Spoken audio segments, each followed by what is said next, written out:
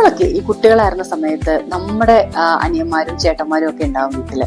അപ്പൊ അവരൊക്കെ എന്തെങ്കിലും ഒരു വികൃതി കാണിക്കുന്ന സമയത്ത് പറയും ആൺകുട്ടികളാകുമ്പോ ഇച്ചിരി വികൃതിയൊക്കെ കാണിക്കുന്നു. അതുപോലെ തന്നെ അവർക്ക് പ്രത്യേകിച്ച് അടുക്കളയിലൊന്നും കയറേണ്ടി വരാറുണ്ടായിരുന്നില്ല. അവര് പ്രത്യേകിച്ച് പണികളൊന്നും എടുക്കേണ്ടി വരാറുണ്ടായിരുന്നില്ല. അവരിപ്പോഴും കളിച്ചോണ്ട് നടക്കുമായിരുന്നു. അതുപോലെ തന്നെ അവരൊന്നും കരയുന്ന കണ്ടിട്ടുണ്ട്. നമ്മളൊന്നും കരയുന്ന കണ്ടിട്ടില്ല അല്ലെ ആൺകുട്ടികൾ? പക്ഷെ അതിന് പകരം നമ്മളൊക്കെ അത്യാവശ്യം കരഞ്ഞിട്ടുണ്ട്. ആൺകുട്ടികൾ കരയുന്ന സത്യമായിട്ട് ഞാൻ കണ്ടിട്ടില്ല കേട്ടോ.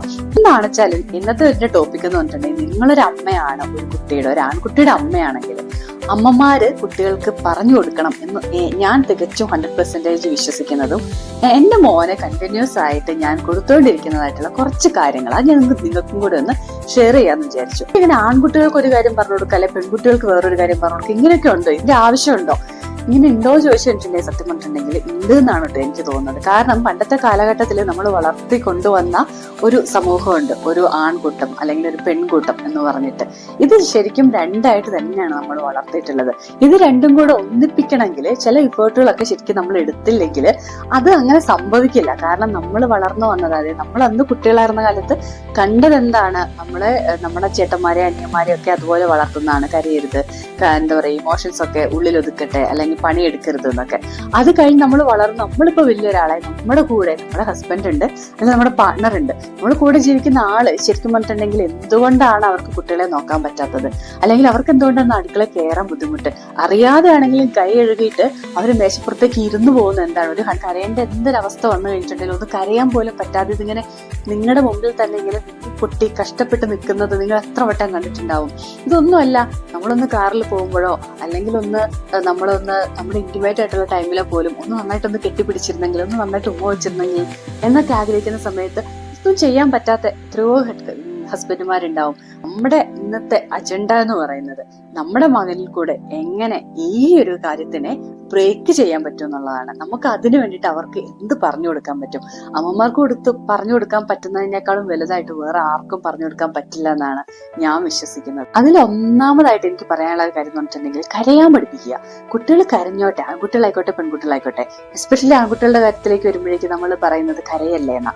ഈ കുട്ടികളോട് പൊതുവേ പറയുന്ന ഒരു കാര്യമാണ് കരയല്ലേ എന്ന്. ഈ കരയല്ലേ എന്ന് പറഞ്ഞ കാര്യം അങ്ങോട്ട് മാറ്റി വെച്ചിട്ട് കുട്ടികൾ കരയട്ടെ, കരയുന്ന സമയത്ത് കരയുന്നത് ഓക്കെ ആണെന്ന് പറഞ്ഞു കൊടുത്തു നോക്കൂ. അങ്ങനെ ആവുമ്പോ എന്താന്ന് വെച്ചിട്ടുണ്ടെങ്കിൽ അവർക്ക് ഈ കരയുന്ന അവരുടെ ഇമോഷൻസ് ഒക്കെ ഇങ്ങോട്ട് പുറത്തേക്ക് വരും. ഇമോഷൻസ് പുറത്തേക്ക് വന്നു കഴിഞ്ഞിട്ടുണ്ടെങ്കിൽ നാളെ അവരൊരു ഭർത്താവോ അല്ലെങ്കിൽ നല്ലൊരു ബോയ് ഫ്രണ്ടോ അല്ലെങ്കിൽ നല്ലൊരു ഫ്രണ്ടോ ഒക്കെ ആവുന്ന സമയത്ത് ഈ ഓപ്പോസിറ്റ് നിൽക്കുന്ന ആളുകളോട് അല്ലെങ്കിൽ അവരുടെ കുട്ടികളോട് അവർക്ക് ഷൗട്ട് ചെയ്യേണ്ടി വരില്ല. ഇനി നമ്മൾ ഈ കരയില്ലേ എന്ന് പറഞ്ഞിട്ടാണ് അവരോട് നമ്മൾ പഠിപ്പിച്ചു കൊടുക്കുന്നതെങ്കിൽ നാളെ ഇവർക്ക് ഇമോഷൻസ് ഇങ്ങനെ കെട്ടിക്കിടന്നിട്ട് എന്ത് പറഞ്ഞാലും ദേഷ്യവും, എന്ത് പറഞ്ഞിട്ടുണ്ടെങ്കിലും ഷൗട്ടിങ്, ഇങ്ങനെയായിരിക്കും അവരറിയാണ്ട് നമ്മളോട് പെരുമാറി പോകുന്നത്. അപ്പൊ അത് നിങ്ങളുടെ വീട്ടിൽ നോക്കിക്കഴിഞ്ഞിട്ടുണ്ടെങ്കിൽ ചിലപ്പോൾ നിങ്ങൾക്ക് അത് കാണാൻ പറ്റുമായിരിക്കും. നിങ്ങളത് കാണുന്നുണ്ടോ ഇല്ല എന്നുള്ളത് ഈ കമന്റ് ബോക്സിൽ ഒന്ന് പറയാം.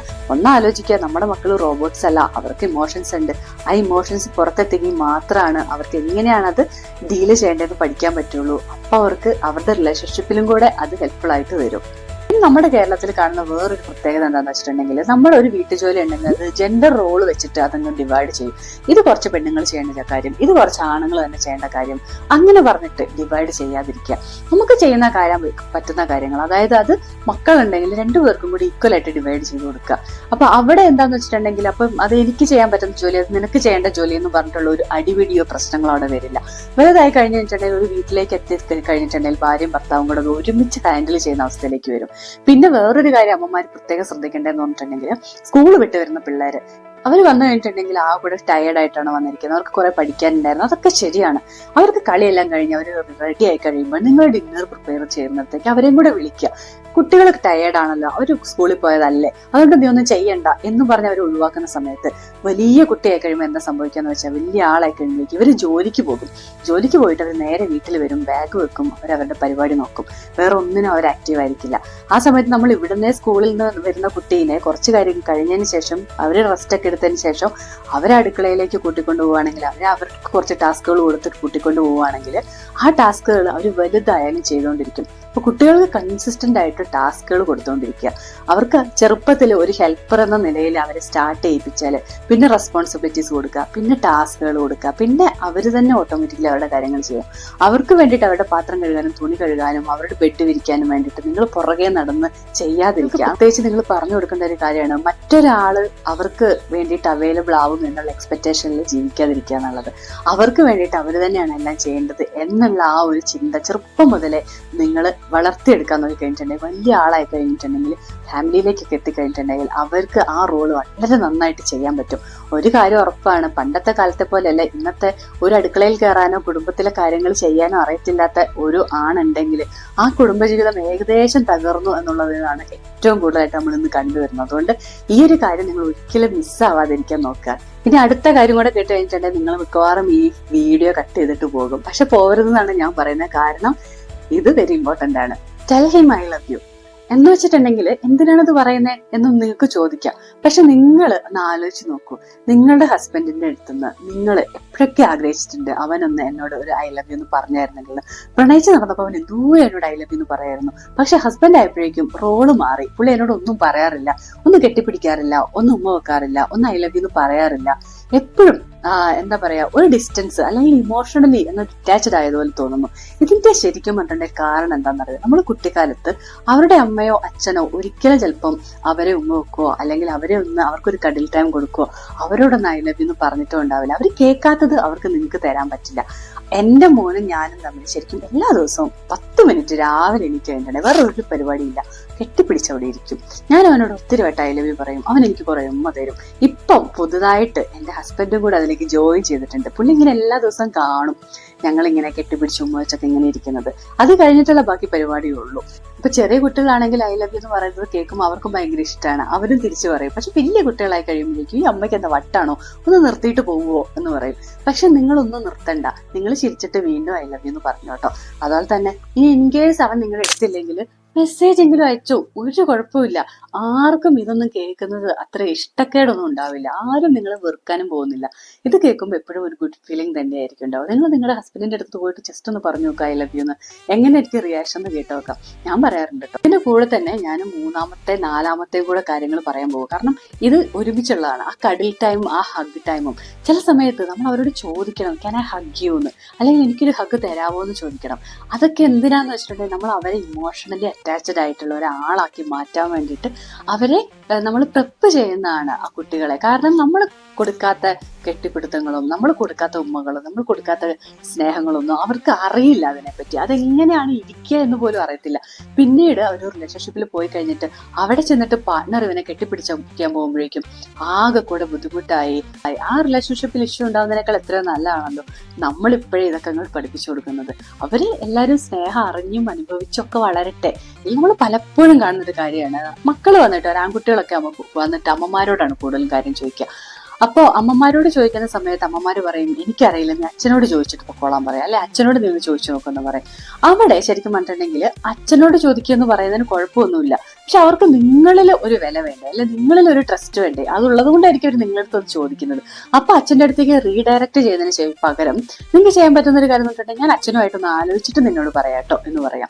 ഇനി ഇതിന്റെ കൂടെ തന്നെ ആഡ് ചെയ്യുന്ന വേറൊരു കാര്യം എന്ന് പറഞ്ഞിട്ടുണ്ടെങ്കിൽ നിങ്ങൾ മിക്കവാറും ഈ അച്ഛന്മാരോടൊക്കെ നമ്മൾ അറിയില്ല, നമ്മൾ സംസാരിക്കുന്ന സമയത്ത് ഓട്ടോമാറ്റിക്കലി ഒരു പരിഹാസത്തിന്റെ അതല്ലെങ്കിൽ കുറ്റപ്പെടുത്തലുകൾ അല്ലെങ്കിൽ നമ്മൾ പുച്ഛിക്കുന്ന പരിപാടികൾ ഇതെല്ലാം നമ്മുടെ സംസാരത്തിൽ വന്നു പോകും.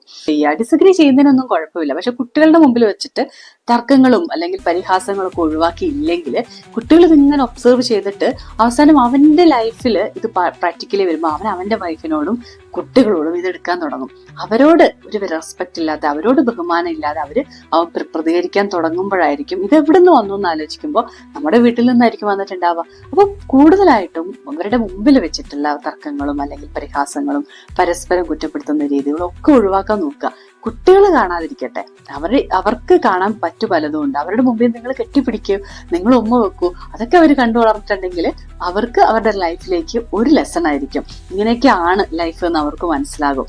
ഇത് അടി ഉണ്ടാക്കിയേ ചെയ്യരുതെന്നല്ല. ഇനി ഇൻ കേസ് നിങ്ങൾ അടി ഉണ്ടാക്കുവാണെങ്കിൽ അവരുടെ മുമ്പിൽ നിന്ന് തന്നെ അത് പരിഹരിക്കാനും കൂടെ നോക്കണം. അടിയുടെ കാര്യം പറയുമ്പോൾ പലപ്പോഴും നമ്മുടെ കയ്യിൽ നിന്ന് വിട്ടുപോകും. നമ്മൾ അടി ഉണ്ടാക്കും, പിള്ളേരുടെ മുമ്പിൽ പിള്ളേരുണ്ട് എന്ന് പറഞ്ഞ് നമുക്ക് ആ ഒരു മൊമെന്റിൽ ചില കാര്യങ്ങൾ ഡിസഗ്രി ചെയ്യേണ്ടി വരുമ്പോൾ നമ്മൾ അറിയാണ്ട് അടി ഉണ്ടാക്കും.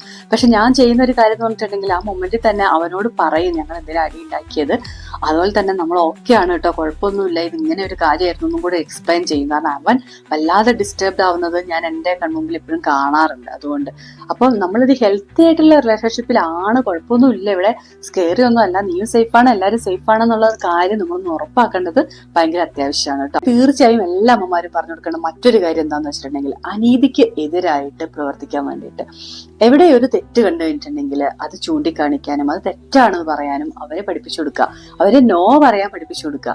ഈ നോ എന്ന് പറയുന്നത് ഇന്നത്തെ കാലത്ത് ഭയങ്കര ഇമ്പോർട്ടന്റ് ആണ്. നമ്മൾ ഈ യെസ് പീപ്പിൾ ആയി കഴിഞ്ഞിട്ട് ഉണ്ടാവുന്ന പ്രശ്നം എന്ന് പറഞ്ഞാൽ നമ്മൾ നമ്മളെ തന്നെ അങ്ങ് മറന്നു പോകും. നമ്മൾ ഒരു യെസ് നമ്മൾ വേറൊരാളോട് പറയുമ്പോൾ നമ്മൾ നമ്മളോട് തന്നെയാണ് നോ പറയുന്നത് എന്നുള്ളൊരു കാര്യം കുട്ടികളോട് എപ്പോഴും ഒന്ന് പഠിപ്പിച്ചു കൊടുക്കുക. ഒരു പെൺകുട്ടീനോട് അവൻ അപമര്യാദയായി പെരുമാറുന്നില്ല എന്ന് ഒരമ്മ ഉറപ്പുവരുത്തുക. അപ്പൊ ആ പെൺകുട്ടികളെ ഓപ്പോസിറ്റ് ആയിട്ടുള്ള ജെൻഡറിനെ എങ്ങനെ റെസ്പെക്ട് ചെയ്യണം എന്നുള്ള കാര്യങ്ങളും കൂടെ നിങ്ങൾ കൂടുതലും പ്ലേയിൽ കൂടെ കഥകളിൽ കൂടെ നിങ്ങൾ അവരുമായിട്ടിരിക്കുന്ന സമയങ്ങളിൽ കൂടെ പുറത്തു പോകുന്ന സമയങ്ങളിൽ കൂടെ ഒക്കെ പറഞ്ഞു കൊടുക്കാൻ നോക്കാം. ഇനി അത് തന്നെ മറ്റൊരു പോയിന്റിലേക്കും കൂടെ ഞാൻ ഈ കൂട്ടത്തിൽ തന്നെ വരികയാണ്. അതെന്ന് പറയുന്നത് ഈ പ്ലേ ആണ്. കുട്ടികളായിട്ട് കൂടുതൽ കളിക്കാൻ നോക്കുക. അമ്മമാര് പൊതുവെ വിചാരിക്കുന്ന ഒരു കാര്യമാണ് ആൺകുട്ടികളല്ല, ആൺകുട്ടികൾക്ക് വേറെ കളികളാണ്, അത് വണ്ടി ഓടിച്ച് കളിക്കും, അവരല്ലെങ്കിൽ അവർ അവരുടേതായിട്ടുള്ള രീതിയിലുള്ള കളികളാണ്, അതെനിക്ക് സെറ്റ് ആവില്ല എന്ന്. പക്ഷെ നമ്മൾ ശരിക്കും പറഞ്ഞിട്ട് കുറച്ച് സമയം അതിന് ഇഫേർട്ട് എടുത്താണെങ്കിൽ ഉണ്ടല്ലോ അവർ നമ്മളോട് പറഞ്ഞു തരും, അതങ്ങ് കളിച്ചാൽ മതി. അതിന് നമുക്കൊരു മൈൻഡ് വേണം, കുറച്ച് ശരിക്കും പറഞ്ഞിട്ടുണ്ടെങ്കിൽ കുറച്ച് സമയം അതിന് വേണ്ടിയിട്ട് വില്ലിങ് ആവണം. ഈ വില്ലിങ് ആവുന്ന സമയത്താണ് ഈ നേരത്തെ പറഞ്ഞ അതായത് അനീതിക്ക് എതിരായിട്ട് അവരെ സെറ്റപ്പ് ചെയ്ത്, അതായത് അവരുടെ മൈൻഡിനെ അങ്ങനെ ആക്കി കൊടുക്കാൻ വേണ്ടിയിട്ട് കുറച്ച് എഫേർട്ടൊക്കെ നമ്മൾ എടുക്കണമല്ലോ. ഈ പ്ലേ ശരിക്കും അതിന് സഹായിക്കും. കുറെ ക്യാരക്ടേഴ്സ് ഒക്കെ ഉണ്ടാവും, അല്ലെങ്കിൽ ആ റോളൊക്കെ എങ്ങനെ പ്ലേ ചെയ്യണം, ഒരു ഗ്രൂപ്പിൽ വന്നു കഴിഞ്ഞിട്ടുണ്ടെങ്കിൽ എന്ത് റോൾ ഉണ്ടാകും, അല്ലെങ്കിൽ എവിടെ ചീറ്റിംഗ് എന്താണ്, അല്ലെങ്കിൽ ചീറ്റിംഗ് ചെയ്യാതിരിക്കുന്നത് എങ്ങനെയാണ്, ഇങ്ങനെ പറഞ്ഞിട്ട് കുറെ കാര്യങ്ങൾ. അല്ലെങ്കിൽ തോൽവി എന്ന് പറഞ്ഞൊരു സംഭവം തന്നെയുണ്ട്. നമ്മൾ പലപ്പോഴും ഈ തോൽവി എന്ന് പറയുമ്പോഴേക്കും നമ്മൾ വിചാരിക്കുക എന്താണ്, അയ്യോ എന്റെ കുട്ടി തോറ്റുപോയല്ലോ, ഇനിയിപ്പോ എന്ത് ചെയ്യും, അയ്യോ എന്ന് പറഞ്ഞാൽ അവന്റെ മുമ്പിൽ നിന്ന് നമ്മളങ്ങ് തളർന്നു പോകും. ഇനി അതുപോലെ നമ്മൾ കുറെ അവരെ കുറ്റപ്പെടുത്തുകയും ചെയ്യും. അപ്പൊ അവര് നമ്മൾ കാണിച്ചു കൊടുക്കണം തോൽക്കുന്നത് കുഴപ്പമൊന്നുമില്ല, തോൽവി എന്ന് പറയുന്നത് നാണക്കേടൊന്നുമല്ല, അതാ ഞാൻ തോറ്റു, ഞാനിങ്ങനെ തോറ്റു, കുഴപ്പമില്ല, ഞാൻ നെക്സ്റ്റ് ടൈം ട്രൈ ചെയ്ത് ഞാൻ ജയിക്കും, നമുക്ക് നോക്കാം. 10ാം ക്ലാസ് ഒക്കെ തോറ്റിട്ട് വരുമ്പോഴേക്കും അയ്യോ എന്നെ കൊണ്ട് ഇനി വയ്യ, ഇപ്പൊ എന്റെ കൊച്ചിങ്ങനെ ആയിപ്പോയല്ലോ എന്നും പറഞ്ഞ് നമ്മളങ്ങോട്ട് വിലപിക്കാണ്ട് തോൽവികൾ ഇനി എന്തോരം വരാൻ കിടക്കുന്നു, ഇപ്പൊ തോറ്റു, നമുക്ക് എക്സാം എഴുതാം, ഒന്നും കൂടി എഴുതാം, അപ്പൊ ജയിക്കുമായിരിക്കും എന്നും പറഞ്ഞ് നമ്മൾ എന്തെങ്കിലും വിൽ പവർ ഉണ്ടാക്കിയിട്ട് നമുക്ക് സ്ട്രോങ് ആയിട്ട് കുട്ടികളെ കൂടെ കാണിച്ചു കൊടുക്കുക എന്താ നമുക്ക് ചെയ്യാൻ പറ്റുക എന്നുള്ളത്. അങ്ങനെ ആകുമ്പോൾ നമുക്ക് നല്ല ബ്യൂട്ടിഫുൾ ആയിട്ടുള്ള ഒരു മകനായിരിക്കും നാളെ അവൻ സമൂഹത്തിലേക്ക് ഇറങ്ങുന്നത്. മക്കളെ വളർത്തുക എന്ന് പറയുന്നത് ഒരു കടമയാണെന്ന് ചിന്തിക്കുന്നതിന് പകരം നമ്മൾ വളർത്തിയെടുക്കുന്നത് ഒരു സമൂഹത്തിനെയാണ്, സമൂഹത്തിലേക്ക് കൊടുക്കുന്നത് ഒരു എന്താ പറയാ സ്ട്രോങ് ആയിട്ടുള്ള ഒരു പൗരനെയാണ്. അപ്പൊ അതിനു വേണ്ടിയിട്ട് നമുക്ക് ചെയ്യാൻ പറ്റുന്ന കുറച്ച് കാര്യങ്ങൾ മാത്രമാണ് ഞാൻ ഉൾപ്പെടുത്തിയിട്ടുള്ളത്. ഇനി നിങ്ങൾക്ക് കുറച്ച് ടാസ്ക് ഉണ്ട്. അതായത് നിങ്ങൾ ലാസ്റ്റ് നിങ്ങളുടെ കുട്ടീനെ എപ്പോഴാണ് ഹഗ് ചെയ്തത്, അവനോട് എപ്പോഴാണ് നിങ്ങൾ ലാസ്റ്റ് അവന്റെ കൂടെ ഒന്ന് കളിച്ചിട്ടുള്ളത്, അവനോട് നിങ്ങൾ എപ്പോഴാണ് ഐ ലവ് യു എന്ന് പറഞ്ഞിട്ടുള്ളത്, ഇതെല്ലാം നിങ്ങളൊന്ന് കമന്റ് ബോക്സിൽ ഇടണം. എനിക്കെന്ന് അറിയാനുള്ള ആകാംക്ഷ കൊണ്ടാണ് ഞാൻ ഇങ്ങനെ ചോദിക്കുന്നത്. അതുപോലെ തന്നെ നിങ്ങൾ ഇതിൽ ഏത് പോയിന്റിലാണ് കൂടുതൽ എന്താ പറയാ പ്രസക്തി കൊടുക്കുന്നത്, നിങ്ങൾ ഏറ്റവും കൂടുതലായിട്ട് ഫോക്കസ് ചെയ്തുകൊണ്ടിരിക്കുന്ന ഒരു കാര്യം ഇതിൽ ഏതെങ്കിലും ഉണ്ടോ, ഇനി ഇങ്ങനെ ഇല്ലെങ്കിൽ നിങ്ങൾ എപ്പോഴാണ് ഇത് ഇങ്ങനെ സ്റ്റാർട്ട് ചെയ്യാൻ ഉദ്ദേശിക്കുന്നത്, നിങ്ങളുടെ അടുക്കളയിലേക്ക് നിങ്ങളുടെ മകന് സ്വാഗതമാണോ, അവനോടൊരു ഹെൽപ്പറാണോ, അവന് കുറെ ടാസ്കുകൾ ഉണ്ടോ, അതോ അവന് കുറെ റെസ്പോൺസിബിലിറ്റികൾ ഉണ്ടോ. ഈ വീഡിയോ നിങ്ങൾ ഇതുവരെ സബ്സ്ക്രൈബും ചെയ്തിട്ടില്ലെങ്കിൽ ഒന്ന് സബ് ചെയ്യുക. കാരണം നിങ്ങളുടെ സപ്പോർട്ട് എന്ന് പറയുന്നത് എൻ്റെ ഹൈ മോട്ടിവേഷൻ ആണ്. അതില്ലാണ്ട് നമുക്ക് മുമ്പോട്ട് പോകാൻ പറ്റില്ല. അപ്പൊ നമുക്ക് വീഡിയോസ് ചെയ്യുന്ന സമയത്ത് ഇനിയും ചെയ്യണം, അല്ലെ ഇനിയും നല്ല നല്ല ടോപ്പിക്കുകൾ പഠിക്കണം, അതിനെപ്പറ്റി നമുക്ക് പറയണം എന്നൊക്കെ തോന്നണമെങ്കിൽ സബ് ഇങ്ങനെ കൂടി വരുമ്പോഴാണ് നമുക്കൊരു മോട്ടിവേഷൻ കിട്ടുന്നത്. അപ്പൊ അതിനും കൂടെ നിങ്ങളൊന്ന് ഹെൽപ്പ് ചെയ്യുക, കുറച്ചും കൂടെ സബൊക്കെ ആവട്ടെ. അപ്പം നിങ്ങൾക്ക് ഈ വീഡിയോ ഇഷ്ടപ്പെട്ടിട്ടുണ്ടെങ്കിൽ തീർച്ചയായും ലൈക്ക് ചെയ്യുക, കൂടുതൽ ആളുകളിലേക്ക് കൊണ്ട് ഷെയർ ചെയ്ത് കൊടുക്കാൻ നോക്കുക. കമന്റിന് വേണ്ടിയിട്ട് ഞാൻ വെയിറ്റ് ചെയ്യാം.